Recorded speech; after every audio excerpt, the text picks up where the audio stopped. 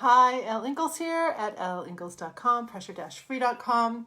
Just got off a really cool podcast. It's going to be broadcast in mid-October, so I'll let you know on my feed with an incredible woman who helps people with gambling addiction and other addictions, Bobby. So stay tuned for that. That's going to be kind of cool. But I thought that this week I would concentrate on really digging in to the pressure-free method with you so that you can start using it yourself. If you've never come on a talk with me before, gone into one of my webinars, had a webinar with me, or been my client, then I just want to give you some of the secrets today to making this method really work for you. First, why do I call it pressure-free? I call it the pressure-free method because no matter what pressures or situations or stressors come your way, you can break the stress response. You can actually stop the stress cycle, okay, by not releasing stress hormones. You can stay free of releasing stress hormones.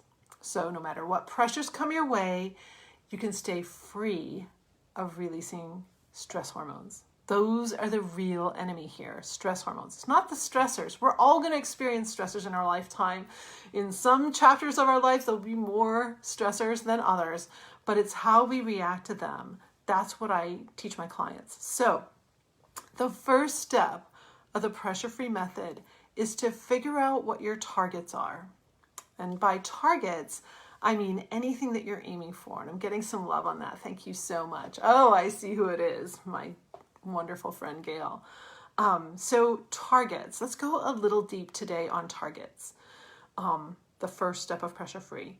Targets are anything that you want or desire and anything that you don't want. So if you can use some I want statements to figure it out, like I want to gain a promotion at work.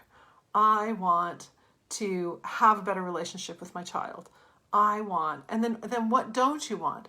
I don't want this particular disease, or I don't want to feel so bitchy. Whatever it is that you don't want, see if you can flip that around into an I want statement. So you have an entire list of the things you really do want.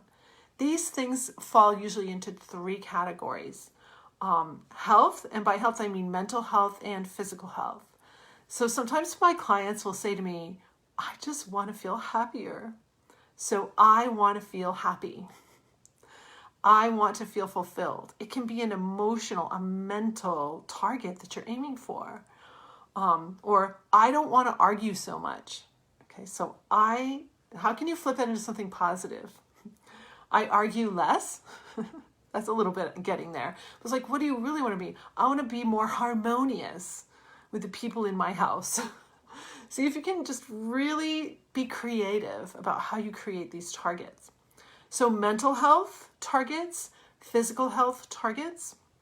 The second area that people, their targets usually flow up from are relationship. So what relationships do you have that are a little wonky right now? Or what things within your relationships do you want to improve or change in any kind of way? Those are your relationship targets. And then the third area of people's targets are performance-based. So it can be money. I need a promotion. I want a promotion. Or I want to build my business to this amount. I need to make this many sales calls. What is it that you want? So get really clear performance-wise about what you want. When I'm working with athletes, it will be a target time, or target places in particular races. What are your targets as far as your performance? And by performance, I don't just mean, in a sporting event or on stage. I'm a violinist and an athlete. No, it's other things too. It's how you do your day. When you get up and you feel like you've gotten up on the wrong side of the bed? Well, there's one right there. It's like, I want to feel like I got up from the right side of the bed. So what are some of your performance targets?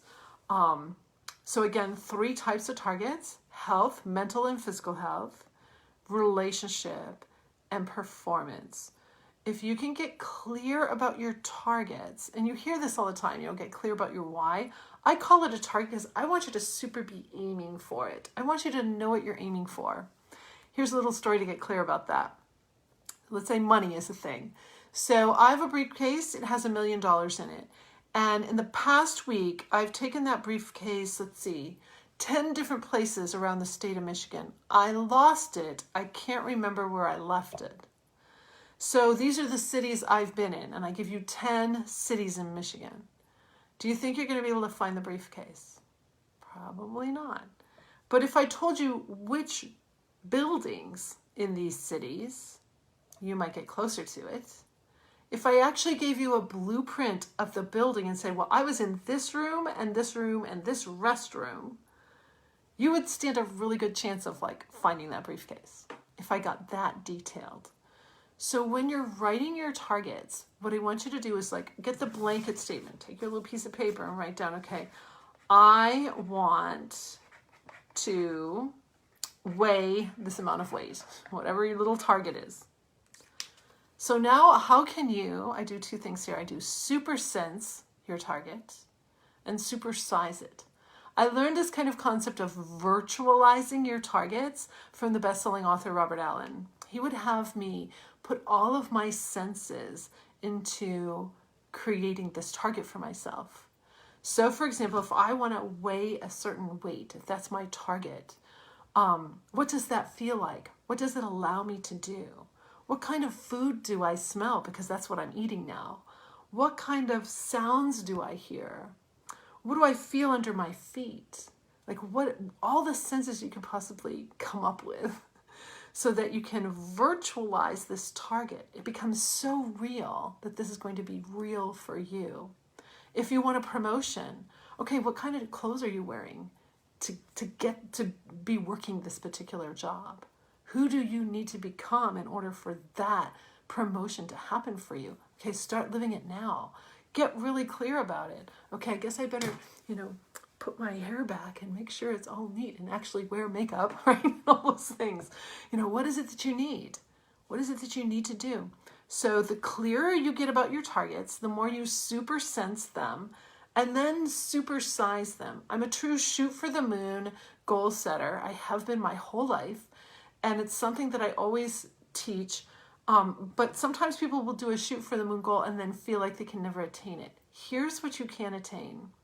If you have a shoot for the moon goal that's really high, you can build in it attainable strategies and tasks, things that you can know that you can accomplish. And those little tasks that you keep doing, help you build to the shoot for the moon goal.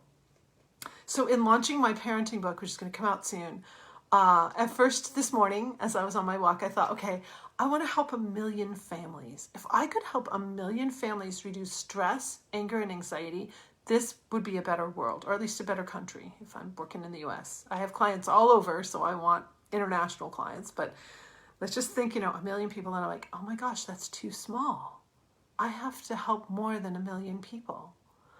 So then, okay, what's the number? Well, there are 3.8 million families here in the state of Michigan. So what if I could help 3.8 million families reduce stress, anger, and anxiety? That would be pretty cool. And then I'm like, okay, that's not enough. That's just the state of Michigan. We need to help a lot more people than just the state of Michigan, right?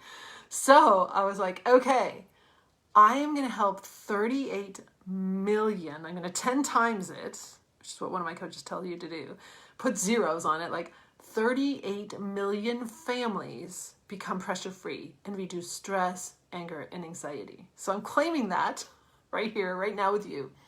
I want to help 38 million families reduce stress, anger, and anxiety. I'm not going to limit it, so that can be more, but at least 38 million families. Because 38 million families deserve to have a fulfilling life with less stress, anger, and anxiety. 38 million families deserve to live pressure-free. I believe that. I believe that a lot more than that do. So at least 38 million. So that's where I got when I started supersizing my goal this morning as I'm about to launch this pressure-free parenting book. So thank you. Oh, I saw some love there. Thank you so much. I see some great friends on here. Thank you, Kathy. So targets. Tomorrow we'll go deeper into triggers, which is the second step of Pressure Free.